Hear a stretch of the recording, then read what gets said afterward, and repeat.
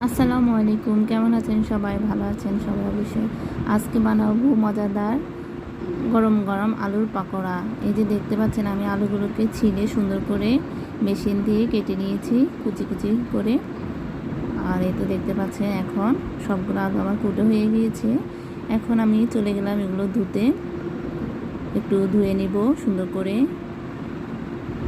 জালিতে আমি। তারপর পানিটা আমি ভালো করে এখন বের হওয়ার জন্য রেখে দেব। এই তো আমার পানিগুলো ঝরে গিয়েছে। এখন আমি একটা বলে ঢেলে নিয়েছি।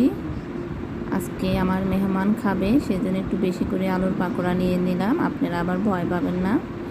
এই তো আমি প্রথমেই দিয়ে দিলাম পেঁয়াজ কুচি, তারপর স্বাদ মতো কাঁচামরিচ, এরপর দিয়ে দিলাম সামান্য একটু রসুন বাটা, সামান্য একটু আদা বাটা, একটু সামান্য হলুদের গুঁড়া, দিয়ে দিলাম এখানে জিরার গুঁড়া সামান্য ধনিয়ার গুঁড়া, আর দিয়ে দিলাম লাল মরিচের গুঁড়া সামান্য।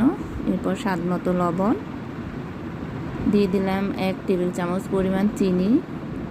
এরপর একটা স্বাদে ম্যাজিক মশলা। এরপর আমি সবগুলো উপকরণ সুন্দর করে আলুর সাথে মেখে নিব।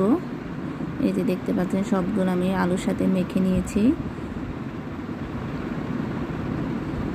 এরপর আমি দিয়ে দিলাম এখানে 2 টেবিল চামচ পরিমাণ কর্নফ্লাওয়ার। তারপরে দিয়ে দিলাম এখানে আমি পরিমাণ মতো আটা। আপনারা চাইলে ময়দাও ব্যবহার করতে পারবেন। এরপর আমি দিয়ে দিলাম এখানে চালের গুঁড়া। এখানে আমি যতটুকু আটা দিয়েছি ঠিক ততটুকুই চালের গুঁড়া দিয়েছি। তারপরে দিয়ে দিলাম একটা ডিম। এরপর আমি সবগুলো একসাথে ভালো করে মিশিয়ে নেব। এই যে দেখতে পাচ্ছেন, এটা অসম্ভব একটা মজাদার পাকোড়া হবে। আর এটা আমি চুলাতে প্যান বসিয়ে দিয়েছি, তাতে তেল গরম হয়ে গিয়েছে। এখন আমি গোল গোল আকৃতিতে পাকোড়াগুলো দিয়ে দিলাম। এই যে আমার পাকোড়া এখন আমি উল্টিয়ে দিব। এই যে দেখতে পাচ্ছেন, যখন এগুলো বাদামি রং হয়ে আসবে তখন আমি সুন্দর করে উঠে নিব। তারপরে এই তো আমার পাকোড়া হয়ে গিয়েছে। আপনারা অবশ্যই বাসায় ট্রাই করে দেখবেন।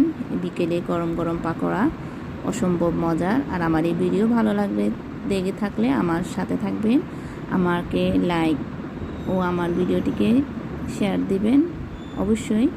এতক্ষণ দেখার জন্য অসংখ্য ধন্যবাদ। আসসালামু আলাইকুম।